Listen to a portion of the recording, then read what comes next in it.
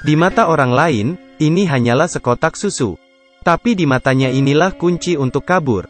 Ia mengupasnya, mengeluarkan bagian film tipis, dan mengeluarkan film tipis ini lalu dibersihkan. Saat akan keluar, diam-diam menempelkannya di kunci rahasia sel. Jadi pada saat penjaga menekan kode tersebut, jarinya ikut menekan 4 tombol itu. Sekali lagi ia melambaikan film itu. Dia mendapat 4 angka. Jadi, mungkin ada 24 kunci kombinasi. Selanjutnya adalah mencoba kata sandi. Tapi bagaimana cara menyentuh kunci ini? Dia meremas kertas toilet menjadi bola-bola kecil. Kemudian meremas pasta giginya. Sama seperti itu dia membuat banyak hal. Kemudian menggunakan kertas kado. Terus meremas dan mengencangkannya. Sebuah bola bundar besar direkatkan. Saat penjaga membantunya melepas borgol, dia segera memasukkannya ke lubang di jendela kecil. Begitupun jika sipir mengunci jendela kecil itu, masih mungkin untuk dibuka. Dari jendela kecil, ia mengulurkan tangannya dan mencoba kata sandi. Paling banyak adalah 24 kali, dia bisa melakukannya dengan benar dan cepat. Untuk mencegah kamera menangkapnya, pertama-tama, dia harus tahu apa yang dilakukan para penjaga. Jadi dia mendengarkan suara di luar setiap saat. Melalui suara, saat pintu dibuka dan ditutup, dia tahu. Para penjaga setiap hari setelah membawanya ke sel, akan keluar untuk mengobrol dan merokok bersama. Jadi ada waktu 1 menit setiap hari. Tidak ada kamera pengawas. Ini adalah celah yang dia cari. Tetapi ketika dia keluar dari penjara dan apa yang harus dilakukan selanjutnya? Jangan meremehkan Ray Breslin. Dia tahu itu untuk melarikan diri dari penjara dengan sukses. Akan ada 3 faktor. Struktur denah penjara, dan di luar harus ada yang membantunya. Dia sudah tahu aturannya. Untuk tata letaknya, dia sudah memahaminya. Begitu dia keluar penjara, dia pergi kemana-mana untuk mengamatinya. Penjara yang ketat ini, ada kelemahan, yaitu stasiun pemadam kebakaran di sebelah penjara. Hanya ada satu masalah. Hanya ruangan hitam kecil itu yang ada di dekatnya. Jadi dia mengambil inisiatif untuk menimbulkan masalah. Memukul orang jahat sampai terluka. Para narapidana dipenjarakan di sebuah ruangan hitam kecil. Itu sebabnya ketika dia mencoba kodenya, dia meninggalkan ruangan hitam itu. Menemukan ventilasi ke stasiun pemadam kebakaran. Dia memanjatnya. Ketika para penjaga melalaikan tugasnya, dia naik dari sisi ini ke atas pipa ventilasi. Mendatangi stasiun pemadam kebakaran. Dengan cepat mengganti bajunya dengan baju pemadam kebakaran yang tidak terpakai di sini. Sekarang harus ada faktor ketiga. Cadangan. Ia sudah membuat janji dengan rekan satu tim dari luar. Pada titik ini sebuah mobil kecil akan meledak. Ada kebakaran, maka truk pemadam kebakaran akan diberangkatkan. Dia segera bersembunyi di bawah mobil pemadam kebakaran. Ia pergi dengan mobil ke tempat kebakaran terjadi. Muncul dari bawah mobil. Ketika setiap orang sibuk, tidak ada yang memperhatikannya. Masuk ke mobil rekan satu timnya. Ia berhasil kabur. Benar. Dia bukan seorang kriminal, tapi seorang ahli melarikan diri dari penjara. Dipekerjakan oleh Biro Penjara Federal untuk menguji secara nasional tingkat keamanan setiap penjara. Metode pengujiannya adalah menggunakan identitas palsunya untuk masuk penjara, kemudian mengandalkan dirinya sendiri untuk keluar. Dalam 7 tahun dia memeriksa keamanan di 15 penjara. Tidak ada tempat yang bisa menahannya. Sampai suatu hari, orang dari Chia mendatanginya. Ia mengatakan ada penjara yang sangat misterius. Terutama menahan penjahat yang tidak ingin diterima oleh negara manapun. Chia ingin memeriksa apakah penjara ini aman atau tidak. Tetapi mereka tidak tahu di mana penjara ini. Ini adalah misi yang berbahaya. Ray Breslin setuju dengan mereka. Segera tanggal penangkapan tiba.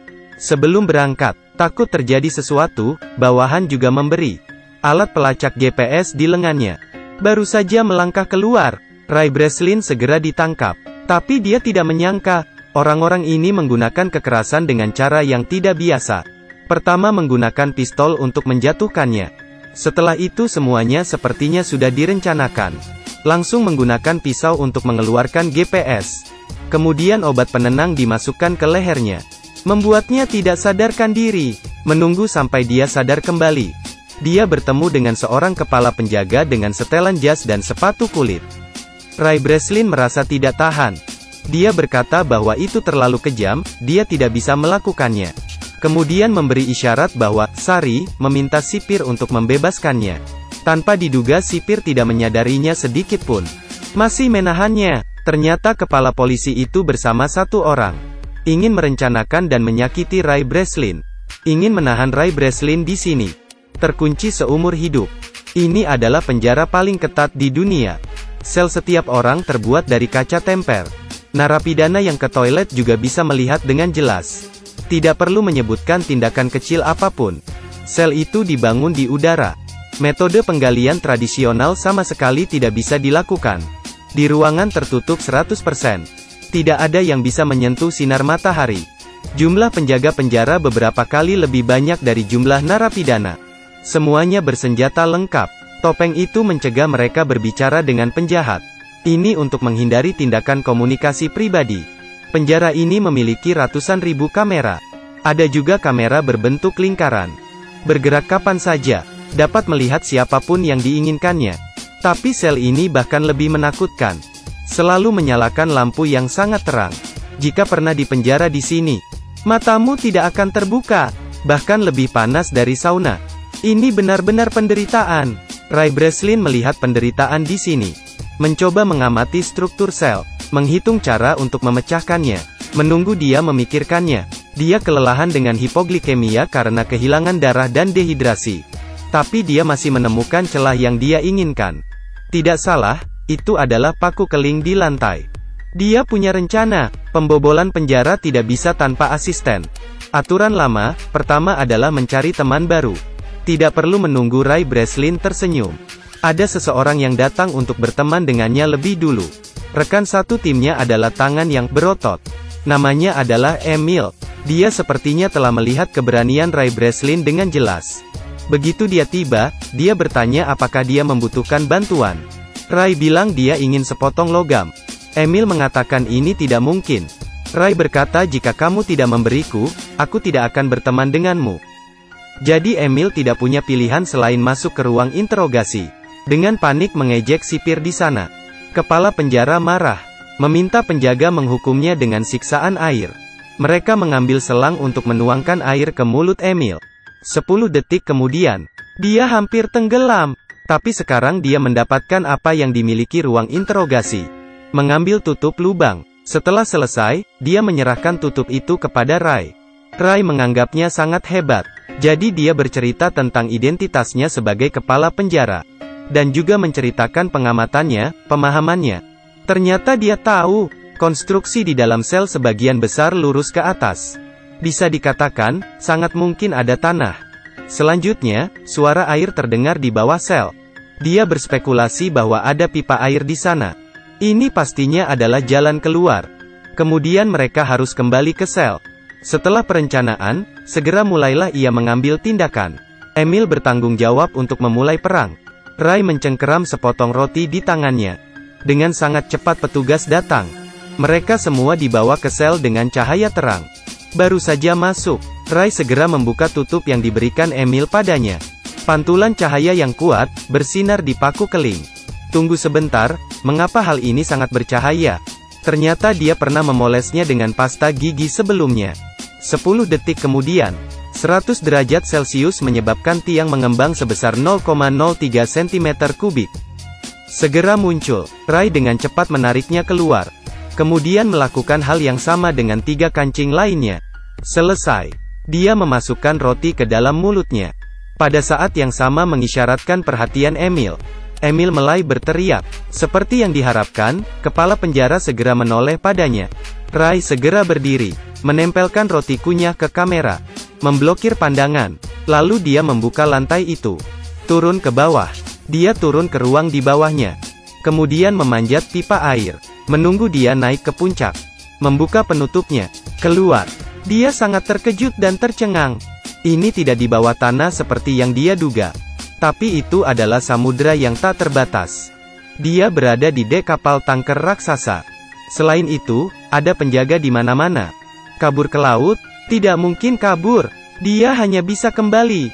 Padahal mereka sudah tahu lokasinya. Tapi dia pada dasarnya tidak bisa memikirkan cara untuk melarikan diri. Terkurung di tengah laut. Sangat sulit untuk terbang. Ini adalah sebuah pikiran yang dangkal. Kepala penjara menemukan paku keling. Menemukan upaya melarikan diri oleh Ray Breslin. Memulai penyiksaan untuk mengasingkannya. Dia baru saja pergi tidur. Para penjaga segera mengetuk jendela dan mencegahnya tidur. Menunggu sampai dia sangat lelah sampai dia pingsan. Para penjaga datang untuk memukulinya lagi. Memukulnya sampai dia sadar kembali. Alhasil, setiap hari Ray Breslin selalu dalam keadaan koma. Setelah sedikit nafas, dia pingsan. Tidak lama setelah itu, ia perlu pergi ke dokter. Setelah pemeriksaan, dokter mendecakkan lidahnya. Tapi meski begitu, Ray Breslin masih tidak mudah dikalahkan. Menunggu sampai mereka berhenti menyiksa. Dia terus memikirkan cara. Setiap hari dia makan nasi. Di atas meja makan, dia selalu diam-diam menciptakan alat untuk melarikan diri dari penjara. 2 lensa kaca, pulpen, selembar kertas karton keras, dicolokkan kembali ke tabung kaca. Benda-benda yang baru dibuat ini disebut kaca heksagonal, khusus digunakan untuk pengukuran arah. Kemudian mereka membawa seorang rekan baru. Dia berpura-pura berurusan dengan kepala sipir. Sebagai imbalan untuk naik ke dek. Tiba di atas dek, segera gunakan kaca heksagonal Ray untuk menentukan arah. Ketika Ray Breslin mendapatkan nomornya, ia langsung melihat bahwa kapal itu berada di daerah yang tidak berangin. Dia mengamati bahwa tutup saluran berlawanan arah jarum jam. Jadi mereka ada di belahan bumi utara. Berdasarkan penilaian iklim sedang yang lembab, kemungkinan besar ini adalah pantai Maroko di Afrika. Langkah selanjutnya adalah menemukan seseorang untuk membantunya menyebarkan berita. Ray langsung teringat pada dokter yang wajahnya selalu menunjukkan ekspresi tidak senang. Jadi dia menyuruh Emil untuk menikamnya. Kemudian pergi ke dokter untuk menjahit lukanya. Berpura-pura sakit sesekali. Mendatangi dokter untuk muntah. Tentunya ini membuat dokter akan merasa sangat tertekan. Mengungkap identitas aslinya kepada dokter. Memintanya untuk memeriksanya sedikit. Tak lama kemudian, hati nurani sang dokter pun terganggu. Membuat keputusan untuk membantunya melarikan diri dari penjara. Dia memperkenalkan perpustakaan mereka kepadanya. Menyerahkannya ke bawahan Emil. Semuanya diatur dengan baik. Akhirnya waktu untuk melarikan diri telah tiba. Saat larut malam, kepala penjara melihat Ray Breslin menabrak dinding. Dia menguping sinyal yang sedang diketik Ray. Mengartikan kode itu, akan ada kerusuhan di area C besok pagi. Kepala penjara memutuskan untuk mengirim 3 tim pasukan untuk menyerang area C. Tapi ini hanya jebakan Ray. Dia ingin semua penjaga lari ke area C. Dengan demikian, hanya 2 tim yang tersisa di tempatnya. Kerusuhan yang sebenarnya dimulai. Rekan tim memulai kekacauan. Kedua geng itu mulai berkelahi. Para prajurit di atas mengarahkan senjatanya ke bawah. Tapi Ray diam-diam pergi ke depan dan menyelinap. Kemudian memanjat tangga, mengikuti jalur pipa untuk naik ke dek. Siapa yang tahu pintu tersebut menggunakan kunci elektrik. Tidak bisa terbuka bahkan ketika dia menggunakan kekuatannya. Ray Breslin memutuskan untuk pergi memutuskan aliran listrik. Dan itu berarti dia harus turun. Dia tidak punya pilihan lain. Turun ke ruang listrik. Saat dia sedang mengontrol komputer untuk mematikan sirkuit. Seperti yang diharapkan, Emil bisa membuka pintu. Dia akhirnya bisa naik ke kapal. Pesawat yang dipesan juga tiba tepat waktu. Saat dia mendekati pesawat, musuh juga masuk. Emil tidak bisa pergi, karena pria itu belum muncul. Jadi dia mengambil senjata. Tatapannya berubah menjadi kejam. Pria legendaris ini, dalam sekejap menjadi senjata pembunuh berdarah dingin. Di sisi lain, sipir memblokir Ray di ruang listrik. Dia sama sekali tidak terburu-buru. Karena Ray Breslin seperti ikan di jaring. Tapi yang aneh adalah, dia tidak bisa menemukan Ray dimanapun. Saat ini, bawahan telah memulihkan arus listrik. Dia tiba-tiba mendengar, tangki air mulai menyiram air secara otomatis. Senyumnya berangsur-angsur memudar. Dia lupa langkah penting ini. Ray Breslin memang ada di tangki air. Tangki air baru saja dibilas. Dia segera hanyut ke dasar laut. Ray muncul ke permukaan. Emil melihatnya di saat yang tepat. Turun dan menjemput dia. Sipir juga telah mencapai dek. Ray Breslin ditemukan berdiri di atas tangga. Langsung mengarahkan pistol ke arahnya.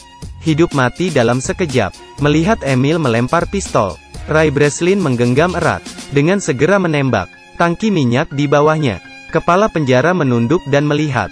Kata "kurang ajar" belum diucapkan. Secara bertahap lenyap di lautan api. Beberapa waktu kemudian, mereka pergi ke pantai di Afrika. Seseorang datang menemui Emil. Gadis ini adalah orang yang sama, yang menyuruh Ray sebelumnya. Ternyata dia adalah putri Emil. Alasan mengeluarkan uang untuk mengundangnya datang karena dia ingin membantu ayahnya melarikan diri dari penjara. Itu sebabnya ketika dia baru saja masuk sel, Emil mendatanginya untuk bekerja sama. Semua sudah direncanakan. Ray Breslin tersenyum lembut seolah tidak ada apa-apa. Hal yang sangat menyebalkan yang benar-benar ingin dia temukan adalah pria yang bekerja sama merencanakannya hal jahat ini. Beberapa hari kemudian, orang yang jahat ini bangun, menemukan dirinya terkunci dalam sebuah wadah. Dan kontainer ini duduk di atas kapal kargo raksasa, menunggu kapal berlabuh. Dia pasti sangat terkejut. Akhirnya Ray Breslin berhasil kabur. Setelah menonton legenda kabur dari penjara bersama bintang berotot, akhirnya saya merasa tidak bisa berbicara banyak. Memang, pengetahuan adalah kekuatan.